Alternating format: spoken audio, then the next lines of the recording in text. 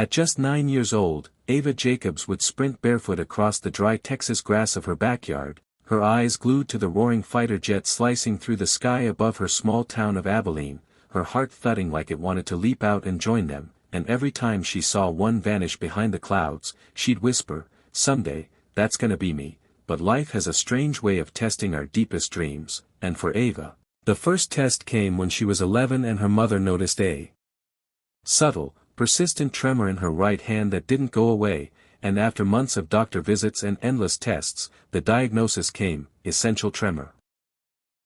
Non-lethal, uncurable, and enough to trigger a quiet heartbreak in the heart of a child whose only dream was to fly, because when Ava excitedly filled out an application for the Junior Aviators pilot camp at age 12, she received a flat rejection, the email stating that her medical condition disqualified her from the camp's physical standards, and she stared at the screen with tears forming, because it wasn't just a camp. It was a gateway to the life she dreamed of, and it slammed shut before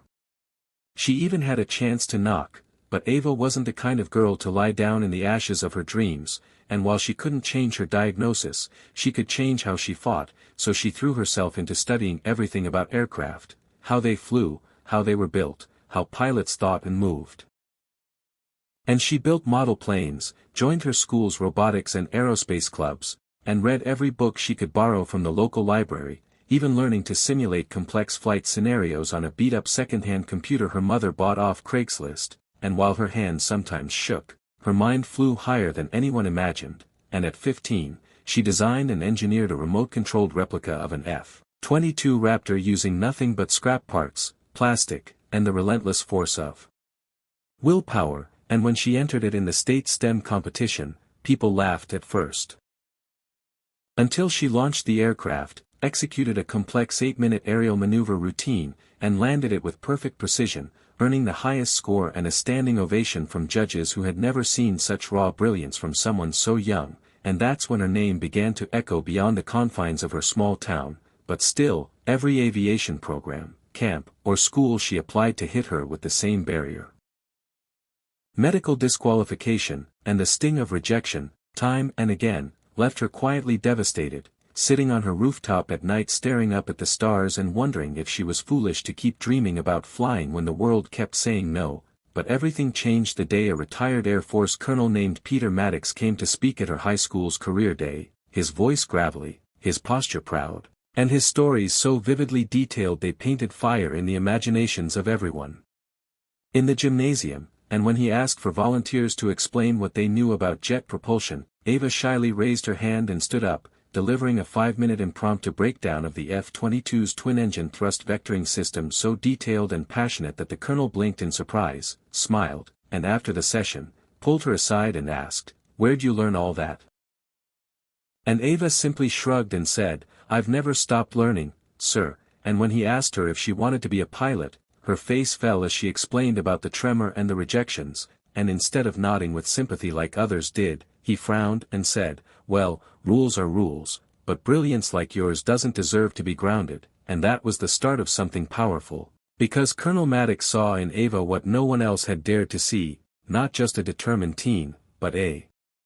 visionary in the making, and he began mentoring her, sending her simulator equipment, flight manuals, and even arranging access to a high-level virtual training program used by Air Force recruits, and Ava devoured it all, training daily, learning every instrument, control sequence, and emergency protocol by heart, and while her hands still shook, she learned to adapt. Developing microstrategies to compensate, using mental triggers to steady her grip, and even customizing control schemes for virtual cockpits that allowed for greater accuracy despite her tremor, and Maddox, who had flown real F-22s in combat, started calling her Skyhawk and said she had the instincts of a born fighter pilot. And then, just 2 weeks before her high school graduation, Maddox called her with a proposition. He'd spoken to an experimental tech lab in California where engineers were developing adaptive co-pilot systems for advanced fighter jets, and they needed someone with Ava's kind of mind to help test a human-AI integration simulator. And though she'd never set foot in a real cockpit, her simulations were so precise and advanced that the lab agreed to a test, and Ava flew out with her mother, heart racing, dreams reawakening. And when she sat down in a sleek simulator surrounded by engineers and military advisors, she felt a moment of fear. What if she failed? What if the tremor ruined everything? But then she remembered how many times she'd conquered doubt before, and with a deep breath, she took control, launched the virtual F-22 into a mock combat environment, and for 30 breathtaking minutes, she performed a maneuver sequence so flawless and aggressive that even the lead engineer stood up and shouted, "She just outflew our AI pilot," and that moment lit a fire across the room. Because suddenly the girl who was once banned from pilot camp was being discussed in tech circles, Air Force advisory boards, and news outlets curious about the prodigy redefining what flight readiness could mean, and 2 months later, she received a letter inviting her to serve as a special civilian advisor and simulator tester for a modified real-time AI-assisted F-22 program, an invitation unheard of for someone her age and background, but Ava didn't blink. She packed her bag, hugged her tearful mom goodbye, and stepped into a chapter no one had written before, and when the day came, an unusually clear October morning at Edwards Air Force Base, where she would fly, under strict supervision and alongside a backup pilot, a modified F-22 for a 20-minute controlled test, she stood on the tarmac trembling, not just from her condition, but from awe, from the impossible finally unfolding into reality, and as she climbed into the cockpit, her gloved fingers brushing the control stick she had only touched in dreams, the backup pilot beside her smiled and said, "You ready, Skyhawk?" And she nodded, eyes shining, and then the engines ignited, the aircraft roared, and Ava Jacobs, banned from camp, dismissed by policy, underestimated by nearly everyone,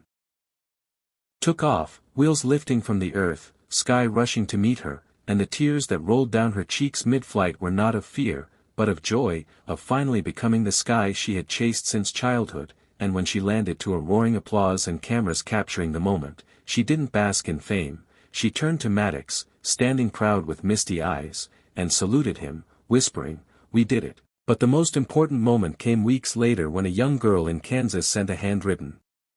letter that read, "I have a tremor too. They say I'll never fly. But then I saw your story, and now I believe I will," and Ava knew then that her mission had only just begun, not to just fly, but to break ceilings for those grounded by doubt, and to prove that sometimes, the most powerful lift isn't made by engines, but by courage, belief, and the kindness of those who see beyond our flaws into our possibility, because Ava didn't just land an F-22. She lifted the hopes of every dreamer told they couldn't fly, and with every echo of her journey, she left behind not just contrails in the sky, but a legacy that reminded the world that determination fueled by humanity can break through any storm.